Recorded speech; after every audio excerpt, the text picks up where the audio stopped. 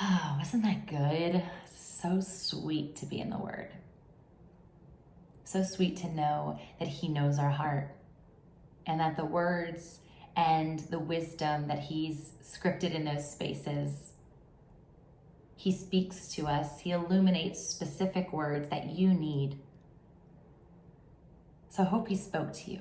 I hope you got clarity on some things that you've been struggling with. Because He tends to do that in such a gentle, beautiful way, and I'm so grateful for that. So in your reflection time, I want to bring you to an opportunity to write a little bit more. And maybe you're not a writer, and I want to encourage you, as these journal entries unfold through this process, maybe you're going on a walk and you're simmering with it. That's okay too. Maybe you're someone who you want to speak it out and you want to practice speaking. Maybe you're looking to be on stages sharing your God dream, the thing that God has taught you. This is a beautiful opportunity for you to start practicing your words without anything in front of you. Practice what you preach. Be the pastor that can stand on stage on a Sunday morning for an hour and not look at their notes. Be the coach who's able to stand in front of the 20 people or the 100 people or the massive online community of online e-courses or webinars that you're going to create and speak and share. So maybe you're just recording your voice instead of writing it down. I don't want you to take the workbook as an all-inclusive, all-exclusive, because God will work way outside of the margin that I've created, because He's that good, He's that able. So today you're going to be thinking about what area or idea about yourself, even the ones that God Himself has identified as true, did you have the hardest time accepting? And why? Why do you feel unworthy? Why do you feel unloved? Why do you feel unable? What are those things that you almost don't talk to yourself about because you'd rather suppress them, because it's easier to just say, yeah, I know I'm beautiful. Yeah, I know I'm loved. Yeah, I know I'm yours. One thing that was hard for me to wrestle with, and I want to go here for a minute because I want you to know that authenticity is everything.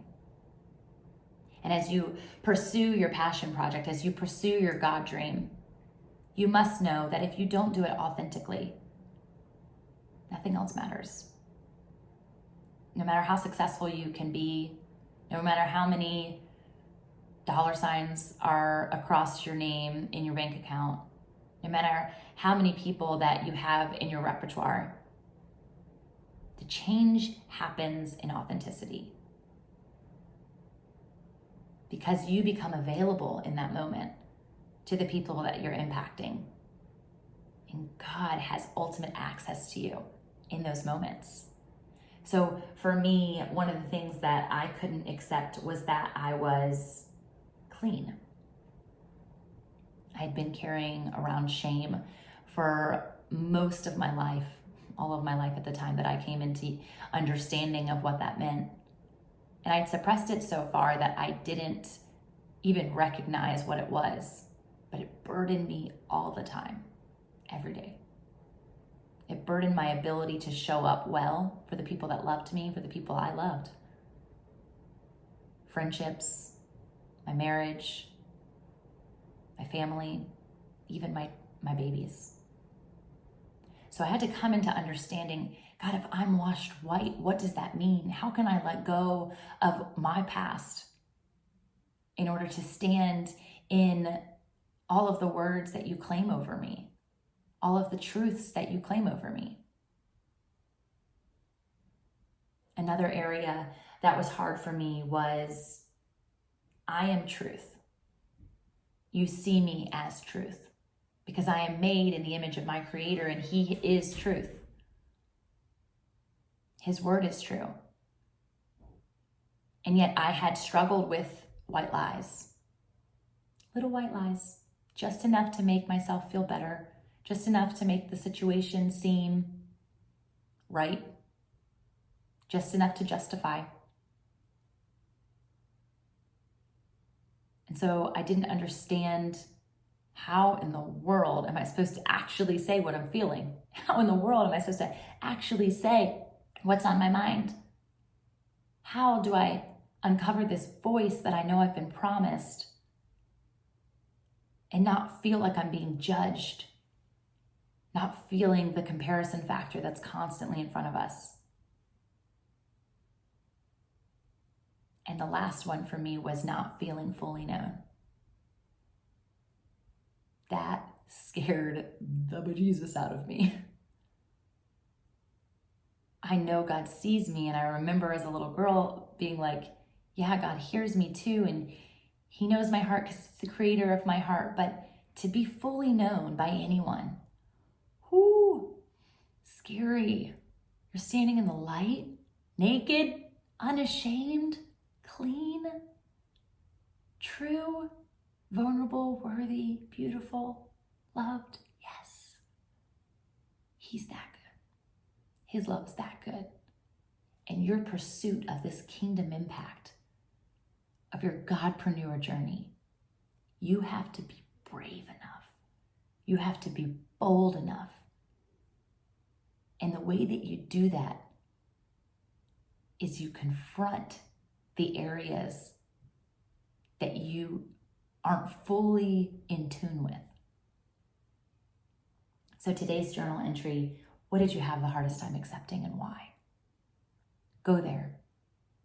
And if you want to share it, I'm happy to listen. If it scares you so much to even think about, there's a root there that I want you to pull up. I want you to yank it out. Because that root was planted in a time that you were probably unaware. Somebody, something, someone has been toiling that soil, and it's become a place of rot in your life. It's a dead weed, it's a dead tree, it's a dead plant that you need to uproot, friend. And it's not easy. Again, we're walking through this course in a self-paced time, suggested 6 weeks. Y'all, this took me 3.5 years to uproot some of the things I just mentioned to you. It took immense therapy. It took reading. It took listening. It took diving into the word. It took worship. It took other people calling out in me what I didn't believe was true over and over again. You can do this. You are strong. And I believe the God dream has purpose. But if we want it to be on that solid foundation that I spoke about, this uprooting process is how you do it. So spend some time here. Don't jump on to the next one until you feel like you've addressed it enough that you can continue to address it. I'm so excited for you. And I know that that feels funny and probably uncomfortable as you're thinking about the things that maybe you haven't addressed in so long. But it's okay. And I'm proud of you already.